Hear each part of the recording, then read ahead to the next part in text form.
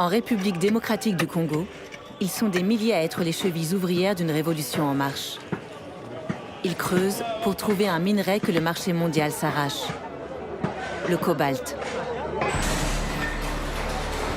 À l'autre bout du monde, grâce à ce métal nécessaire aux batteries, l'industrie construit, assemble et commercialise les voitures électriques.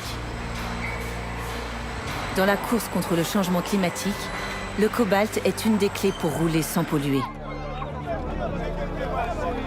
Mais à quel prix? L'industrie automobile bascule dans une nouvelle ère. Volkswagen, Renault, BMW, Volvo, toutes les grandes marques sont en train de passer à l'électrique. En Europe, la majorité des batteries reposent sur la technologie NMC, nickel manganèse cobalt, qui permettent aux véhicules de rouler environ 400 km sur une seule charge. En plus du lithium, de manganèse et de nickel, ces batteries contiennent environ 10 kg d'un métal stratégique, le cobalt. Si vous prenez une batterie haute capacité classique, comme celle utilisée chez Tesla ou sur une Volkswagen ID.3, c'est essentiellement du nickel. Le nickel est ce qui fournit à la batterie sa grande autonomie. Le cobalt, c'est l'élément de sécurité. Vous en mettez un tout petit peu dans votre batterie pour vous assurer qu'elle ne va pas prendre feu, que ses cellules resteront stables, même dans des conditions extrêmes. L'essentiel du cobalt est extrait en République démocratique du Congo. En fait, il n'existe pas vraiment d'autre endroit au monde où le cobalt possède les mêmes qualités, la même minéralogie. Il n'y a pas d'autre pays au monde qui puisse se prévaloir de la même qualité et des mêmes réserves de minerais.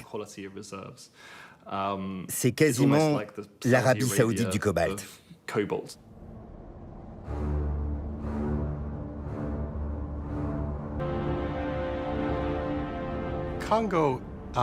Le Congo est une terre bénie ou maudite.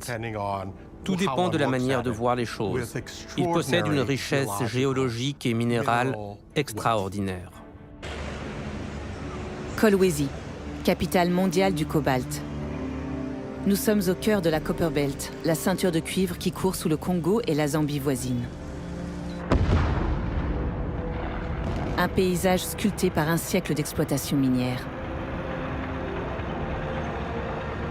C'est ici, dans la province du Lualaba et du Haut-Katanga, que se trouvent la plupart des gisements de cuivre et de cobalt.